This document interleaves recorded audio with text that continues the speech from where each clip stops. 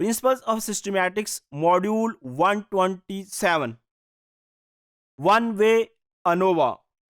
One way ANOVA को हम one way analysis of variance भी कहते हैं।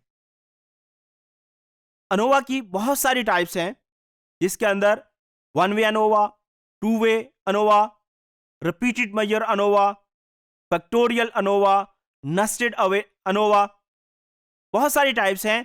तो इस मॉड्यूल के अंदर हम वन वे अनोवा के बारे में डिस्कस करेंगे।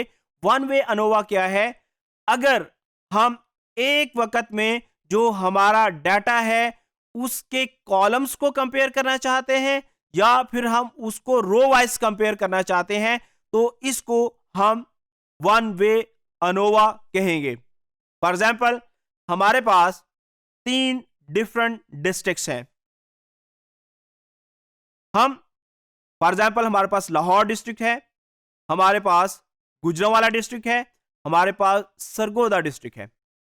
हम ये कंपेयर करना चाहते हैं कि इन 3 डिस्ट्रिक्ट्स के अंदर जो सिट्रस प्लांट्स हैं, इन सिट्रस प्लांट्स के ऊपर जो सिट्रस फ्रूट्स लगते हैं, उन फ्रूट का जो साइज है उसके अंदर वेरिएशन है या नहीं, और अगर वेरिएशन है तो वो स्टैटिस्टिकली सिग्निफिकेंट वेरिएशन है या नॉन सिग्निफिकेंट वेरिएशन है।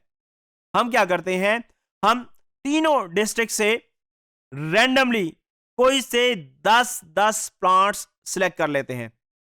अब इन 10 प्लांट्स में से हम रैंडमली 5-5 फ्रूट्स तोड़ते हैं और हर फ्रूट का हम वेट मालूम कर लेते हैं।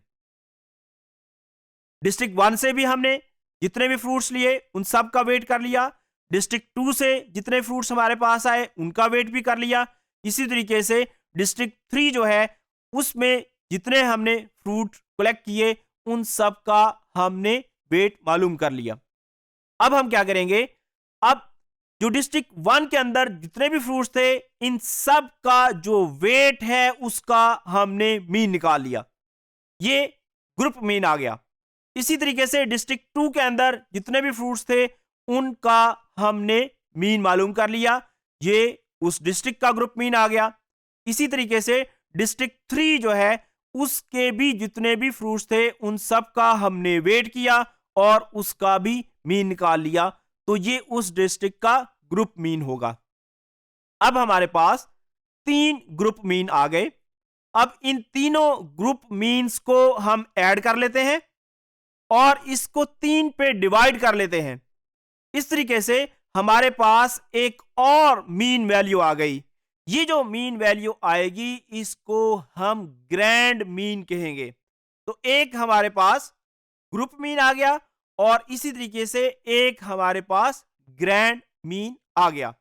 अब हम एनालिसिस ऑफ वेरिएंस अप्लाई करके तो ये कंपेयर करना चाहते हैं कि जो तीनों डिस्ट्रिक्ट्स हैं, तीनों डिस्ट्रिक्ट्स के अंदर जो फ्रूट्स थे उसका जो साइज था या उसका जो वेट था उसके अंदर स्टैटिस्टिकल डिफरेंस मौजूद है या नहीं है।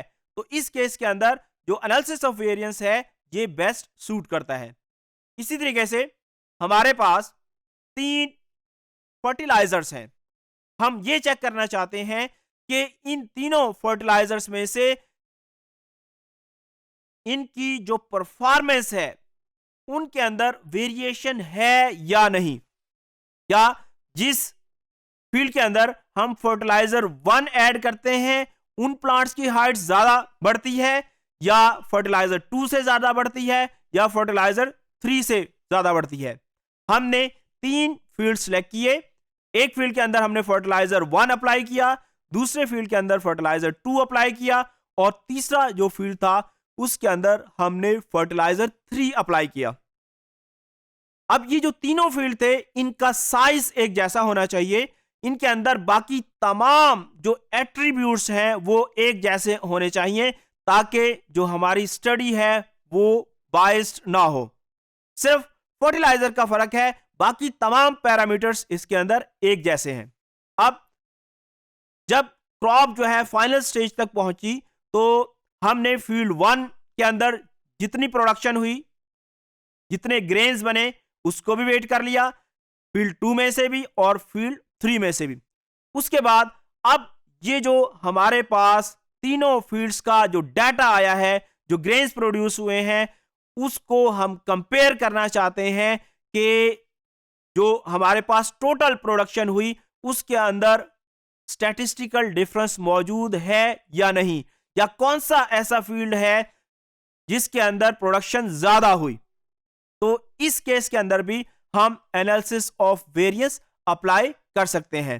तो one way analysis of variance के अंदर हम 2 से ज्यादा जो सैंपल्स हैं उनके मीन्स को कंपेयर करते हैं। लेकिन one way analysis of variance के अंदर एक वक्त के अंदर हम कॉलम्स को कंपेयर करते हैं या फिर रोज को कंपेयर करते हैं। इसी वजह से इसको one way analysis of variance कहते हैं। ये एक पैरामीट्रिक टेस्ट है और ये ऐसा डाटा जो कि नॉर्मल हो, जो कि नॉर्मल डिस्ट्रीब्यूशन शो करता हो, उसके ऊपर अप्लाई किया जाता है।